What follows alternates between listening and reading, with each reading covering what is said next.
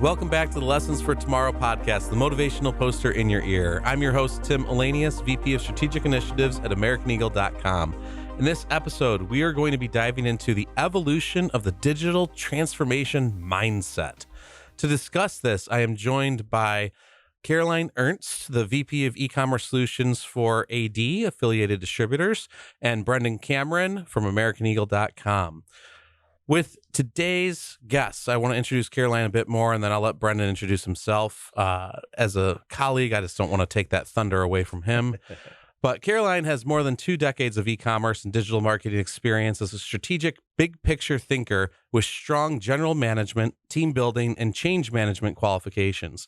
She has led departments with millions in annual revenues during periods of explosive growth, as well as through periods of consolidation. Caroline has a track record of pioneering and launching innovative, integrated marketing and advertising programs that provided brands with a competitive advantage, produced additional revenue streams, and delivered measurable return on investment. That is one of the best written bios I have ever read, Caroline. I appreciate just the depth and the word choices there. So I want to expand on that as we get into our subject here. I'm going a little ahead because that explosive growth was really a great one that I want to make sure we talk about, because we're going to see more of that in 2023, I feel, and we're going to see a lot of consolidation as well. So I think that a lot of your insights are going to be great for our listeners. But really quick, I don't want to take too much thunder away from Brendan's introduction of himself. So Brendan, could you introduce yourself, please? Yeah, good to be back again. My name is Brendan Cameron. I'm the Strategic Accounts Director here at American Eagle. I handle a lot of our B2B division. So the work I'm doing is exactly what we're talking about today, helping with the digital transformation, manufacturing, distribution, and other B2B providers that need help with websites, digital marketing, and strategy. I think that's going to be the big part of what I'm bringing to the table today. Is it's not just about our company told us we need a website. We need to make sure that we change our company's values and culture and people. So it's a holistic approach to this type of conversation today. Wonderful. So let's dive right into the conversation, and let's start a little bit with an overview of the AD e-commerce summit. What did we learn from manufacturing and distribution merchants? And in holding to the theme of the podcast as well, any past learnings that we have is we grow forward, right? So the evolution of the mindset we'll get into next, but let's talk a little bit about the AD e-commerce summit.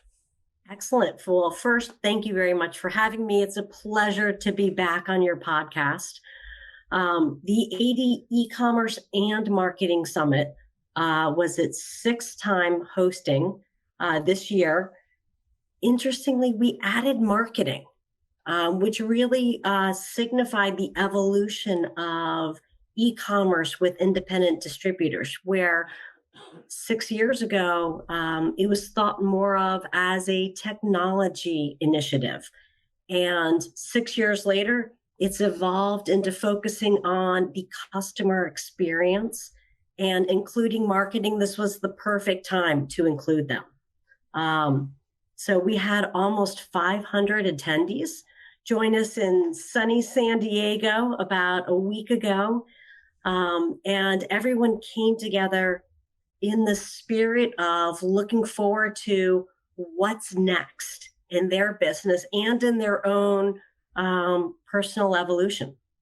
Wonderful. I can just imagine how nice sunny San Diego would feel right now as I'm in Chicago here in our studio, and looking forward to very low in the deep negatives with wind chill. For those of you who don't know what that is, it's cold. It was great to have the hotel staff apologize for not having great weather in San Diego, where I'm sitting here like I'm about to hop in your pool. Like, no, it was fantastic, because watching like the kind of conversations and interactions at that summit, where you have some more departments showing up and representing themselves, it was really great to see the excitement of, the marketing teams get into some of the techniques and tools and features that, AD and its partnership network and sponsors bring to it. I think, again, it's the discovery that everyone's kind of witnessing in this sector, where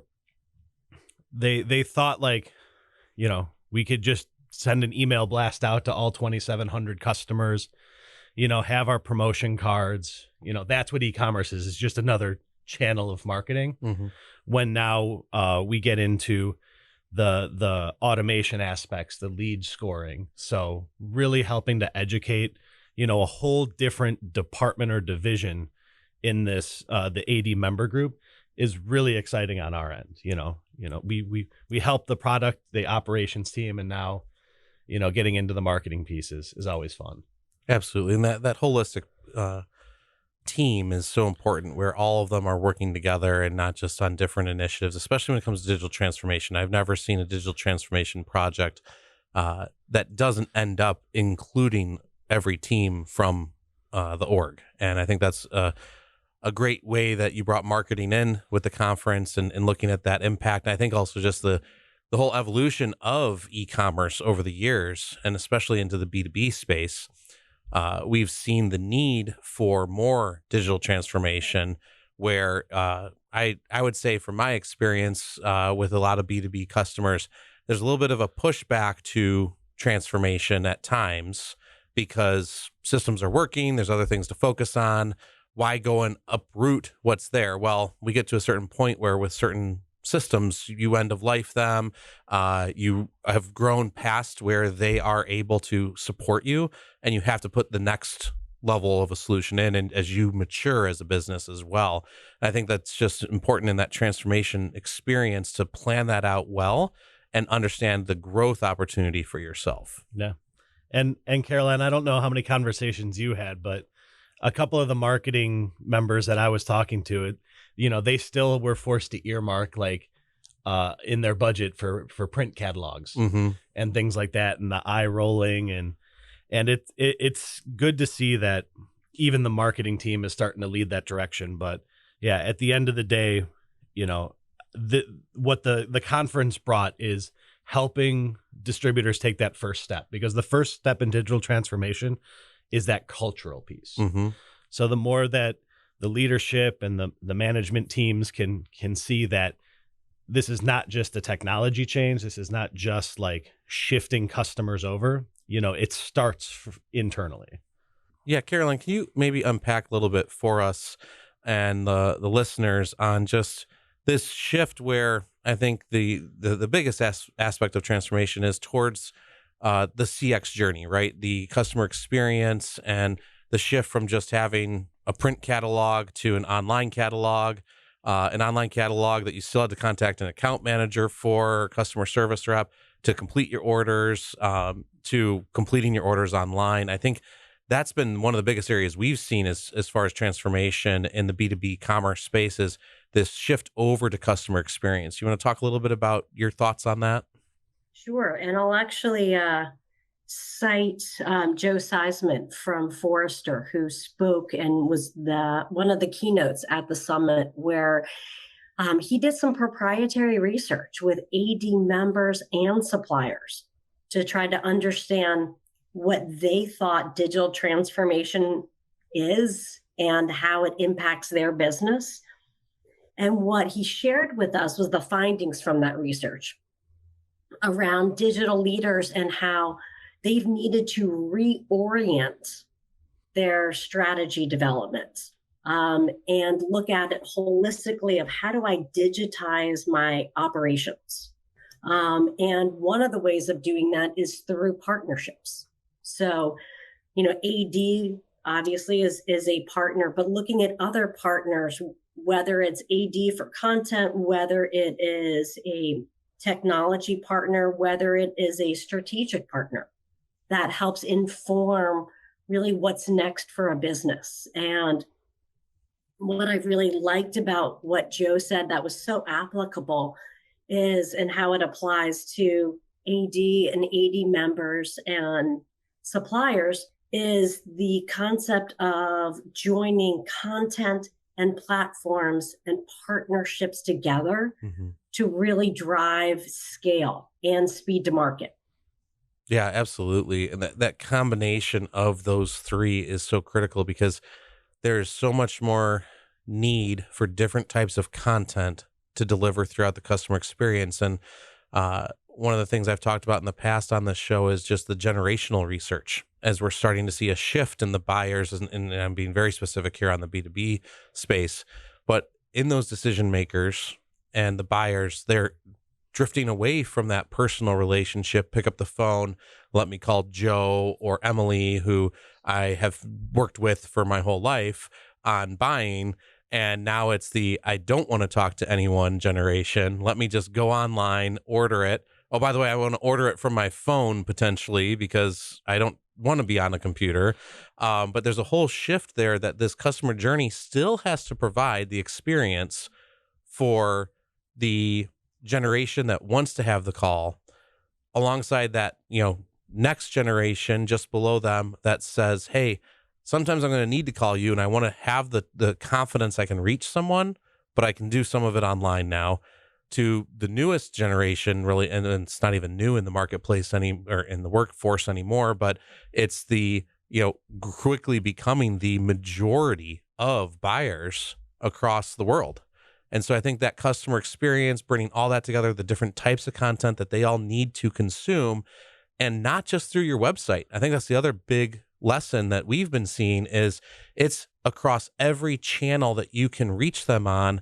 And sometimes it's going to be on a channel that you never considered needing to be on, but you need to understand from your audience, which is why I love that you mentioned that Joe, correct, from Forrester, did that research that was proprietary for AD, because understanding your industry is key. Understanding your audience is gold. And when you actually take the time to do that, you can make sure that your transformation is focused on what their needs are, tied alongside your business goals. But you need to listen and understand from your audience, first and foremost, how they want to engage with you, and let that help steer your transformation overall. I have the hard numbers on that. In the research I was doing for other presentations I think the number is astronomical. Mm-hmm. I believe it's 72% of polled B2B purchasers and buyers wanted to see a contactless experience. Mm-hmm. So no phone calls, no emails.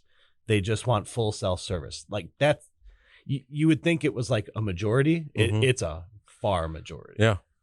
And it's the speed of business today too now. And I think that's part of the whole transformation is if your systems internally aren't able to be integrated or set up for some of the marketing automation or the notifications of how they want to engage and interact with your organization, that's a gap, and you need to figure out a solution for it. And I feel it's also an opportunity. I mean, everything's an opportunity, Mm-hmm. but it's an opportunity to be more proactive. I've been working with a couple PPE distributors, and everything in the PPE and safety side, they not only have you always need this stuff, but a lot of the things have shelf lives, and I think, everyone listening, you can walk up to a fire extinguisher and you see it has a service date and a refill date. Well, it goes the same with disposable masks, gloves, like everything has a shelf life.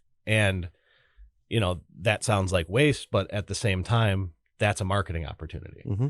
If we can collect when the last purchase was, and we know the shelf life of the product, you could send an email out that says, hey, your disposable masks are about to expire. Time to buy more. Or the fire extinguishers. I know businesses is a little different. I'll use a personal example because I always like to make sure I do on the show. But you talk about PPE. Well, I've got a fire extinguisher. I was just cleaning out some areas of the garage. I'm like, oh, yeah, there's a fire extinguisher. Well, it has a shelf life because they also want to ensure it'll work when you need it. Yep. And if you don't have it checked, well, I'll fully admit to everyone listening that I had that fire extinguisher came with the house when I bought it 9 years ago. I kept moving it in the garage saying, oh, yeah, there's a tag on that. I should probably do something. And anyways, so yes, I think it's very critical that you have that opportunity to engage that way and you look at the different aspects of how people are coming through. But I think the one thing here is it's not just about the tech, right? So we can get the tech in place. What about the buy-in? What are some challenges around that? What's the focus of when you're going through this transformation that you need to make sure how you loop people in, how you get buy-in. Maybe Caroline, Brennan, talk a little bit about what you've seen and experienced. Sure. So I'll start by saying it's an evolution. This is not a revolution. It happens over time, and it's a transition that the end buyer is going through. And we're seeing some of the companies that we work with start to measure parts of that transition. So while we would all, it's almost easy to focus on online sales, there's a couple of steps before that. And so we have a couple of members, and, one of our award winners was Van Meter, and they are at the forefront of measuring customer service online as digital engagement and looking at those self-service tasks that happen once an end buyer has logged in. And truly, the B2B experience can be so personalized that they're tracking each of those events in order to show back to the company that they're really driving value and driving in a way that the end customer wants to interact with them. And so we see in this transition, one way to look at it from more of a data specific focus is, how are independent distributors measuring success? And we see several different things, from the digitally engaged customer to increase in number of lines per order, which then impacts the average order size. These types of metrics continue to increase over time when we look at online. Another interesting way, again, if you follow the data, is looking at a business that is applying an attribution model to digital, whereby in the case of CBT, they're looking at customers that come online and then within a 3-day window purchase what they looked at, what they put in their cart offline, and attributing part of that order to the different customer touch points. Yeah. So they're getting more and more sophisticated in how they look at the overall customer buying journey. Absolutely. And Caroline, I think that one of the important aspects of what you just talked about was that analytics measurement strategy, right? Of that attribution, especially, and how critical that is to understand your customer journey and how people are utilizing all the different ways to engage with you, but then also correctly attributing what led to that ultimate transaction. Because so many times we have always in the past with analytics honed in on last click attribution and the first click is so critical in that exposure of maybe it was a social channel that drove them in. Maybe it was an email that brought them in and they just completed on the web, but the web was getting all the correct attribution for that transaction when the full journey needs to be understood. And we've been doing so much more with measurement strategies with customers to ensure that they see the entire journey and all the stages of it, also segmented by audience, because that also has an impact. And there's so much opportunity for optimization throughout the entirety of the journey that you would maybe never touch if you only look at one view of that attribution model. And so making sure that you look at changing that model, looking at it from multiple different steps. It's not just the last step that we care about. It's the entirety of it. And I think that's one of the biggest, and I loved how you phrased it. It's an evolution, not a revolution, because it is the evolution of how we're using data within businesses. It's the evolution of what data we have to track, along with that evolution of the customer journey. It will always be evolving. It will have a similar path, most likely, for certain industries, but it doesn't mean that it is static and it doesn't change. And that's the big cultural shift that needs to occur. You're going from, whenever you walk into something, this is the examples I use when it comes to it is, do you have business goals for e-commerce or do you have e-commerce goals for your business? It's a way of thinking. Cause again, you can't have that us versus them mentality. It's not the sales team are doing their thing Mhm. and the e-commerce team is doing their thing. The business is doing its thing, and we should have metrics built around the business. Yeah. Another thing when it comes to it is the power or authority of it. Everything needs to be running off of data, objective decision making, and all that. Mhm. So to have leadership in place that lives off of tribal knowledge and experience, and is refusing to admit they're wrong if the data is showing they're wrong, that's that cultural change that needs to happen. I'm the first one that's going to argue with someone, and then if the metrics aren't showing it, I'll also be the first one to be like, all right, we definitely need to change the strategy here. It's the numbers aren't reflecting our thoughts. Absolutely. It's creative debate, not argue. Yes. Okay. It's very productive. So I just want to make sure everyone understands that Brendan is not arguing with you. He's creatively debating with you and bringing insight in from, again, multiple industries, multiple different ways that we've seen both customer journeys and technology get implemented for improving the experience overall. To also finish it off, poor decisions aren't punished. Mm-hmm. Poor decisions are learned from. Yeah. There are no right answers in this kind of journey. Mm-hmm. All that can be done is finding out what doesn't work, learning why it doesn't work, and then being able to say, well, what might work in this next iteration? Yeah, absolutely. Constantly innovating. That's the way that we have to keep looking at it. I kind of want to look at the aspect of just, we hit on it, but the website's not just a tool, and it's not a replacement to help with optimization. Let's talk a little bit about just it acts as a representative of your business 24/7, 365 days a year, which is kind of critical. So you want to make sure it is paid attention to and optimized. And it goes beyond a tool because it becomes, I feel, at least with the amount of content and different things you put on there, in certain ways, it's a trusted advisor. It's communicating out new opportunities. But what are some of your thoughts on the website's a tool and not a replacement to help with optimization? Agree that a website is on a software platform. It's also a representation of your brand. Mm-hmm. And that brand is providing the end customer with a certain experience that we, all want to ensure is aligned with our brand. So while, technology is a tool that you say, absolutely, you layer onto that technology the marketing aspect, the digital leader aspect that takes that software to the next level of serving the customer.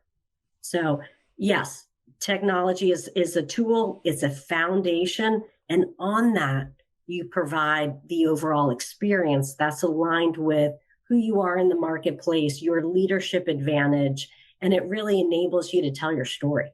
A digital elevator pitch. You got that 3 to 5 second average on your homepage. How do we visually and digitally represent our value proposition, our messaging, what we're all about? And it's one of those thoughts to, are we strictly a store? Are we a thing are we a family? Yeah. How are we? That can be very, very a non-tangible way of, building that so that people can kind of intrinsically understand, who you are just by looking at a couple lifestyle pictures, the messaging, the layout, that type of thing. Absolutely. So as we come up towards the end of our show here, there's always the fun question of what's your future outlook for the industry, the what we all just talked about with digital transformation. So we can talk about just what's next for 2023, but I also kind of want you to expand your horizons and go maybe towards 2025. What do we see next year? And then what do you think we're going to see by 2025 with regards to just the overall evolution of the digital transformation mindset? Everyone thinks digital transformation is this one-time thing, and it's not. I think that's why that key word of evolution is critical.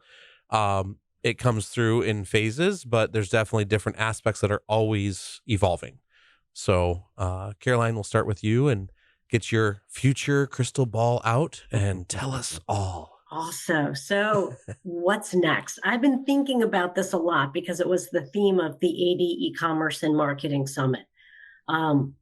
So near term, we know what our focus is for 2023 because that's 10 days away from now. So it is going to be all about data automation. So from someone who provides a 6.5 million SKU content solution to 80 members, it's around automation. Making sure that, then taking that a step further, making sure that 80 members trust us as a digital advisor. And with that, we rely on our partners. So, in the short term, we are an enabler through our partnerships to give our members scale. Longer term, I see that scale expanding in the various channels in which we currently enable, and in the future we might do more of. So the core of what we do as an enabler, I truly believe that all businesses should be digital enabled. The question is, how do we get there? And what does that mean for different types of businesses? And I think it's different for different types of businesses, but at the core, whether it's next year or whether it's 2 or 3 years from now, all businesses will have some digitization in their future. Love it. Love it. Brendan?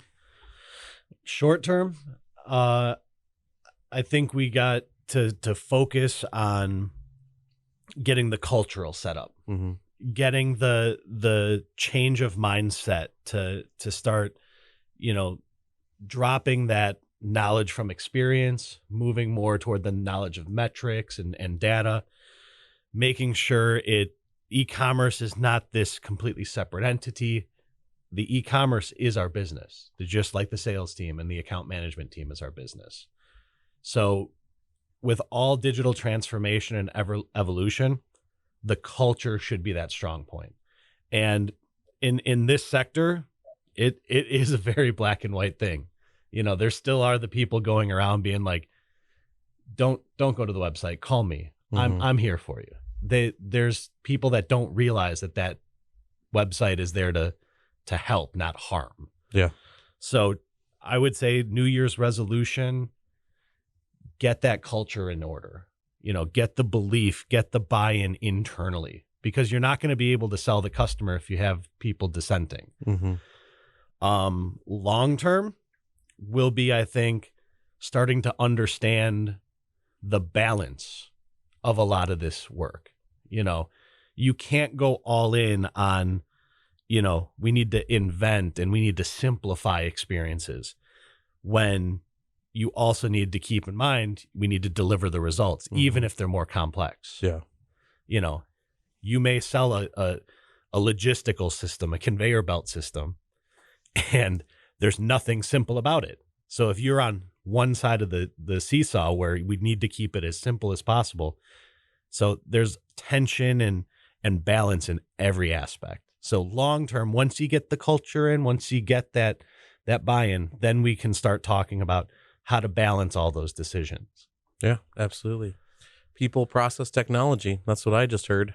Common phrase, as most of you all know who are listening. But with that, I think that it's absolutely critical. And we didn't really expand on it earlier, but I think it was, as stated by both of you throughout, the buy-in is not just within your organization for the transformation. It's also with your customers. And without both, the success rate is going to be much smaller, and it's going to be more challenging for that transformation to fully take effect. So with that, any final parting thoughts before we go off into the holiday season at the end of the year? And Caroline, I appreciate you being on the show again. It's been great. Any final thoughts? My pleasure. And I would just ditto what both of you just said to wrap up. and summarize it with AD together, we win, because we couldn't do this without the partnership we have with American Eagle. So I thank you both for all of your support, guidance, direction. Absolutely. And we thank you for the partnership as well. It's one of the great things about being in this business is partnering and having great people like yourself and Brendan and all the different people we meet at the shows and throughout the experience. At the end of the day, human life is about experiences and connections, and that's what matters. So appreciate the time from both of you today. Brendan, any final thought? No, I'm just hoping that my snowblower starts first try here. We're recording this right before the big giant blizzard bomb cyclone of the winter holiday season. So we'll see how that truly impacts everyone, and if we get the predictions that we get. I still swear the meteorologists of the late 80s were more accurate than all the data-backed meteorologists of today. That's tribal thinking. Anyways, I should probably really wrap up before I go on another rant about different things from how old I am. So with that, we want to thank you for tuning into the future by listening to the Lessons for Tomorrow podcast. For more information about the topics discussed today, check out the description of this episode. If you want us to cover a specific topic or submit feedback, email us at lessonsfortomorrow@americaneagle.com and let us know. Be sure to follow this podcast wherever you listen to them to stay up to date with us. While you're at it, give us a rating, share this podcast with others to prepare them for the future, and don't forget to follow us on social media, where sometimes I'm there and sometimes I'm not. This episode is brought to you by americaneagle.com Studios. I'm your host, Tim Elanius, and I'll catch you in the next lesson.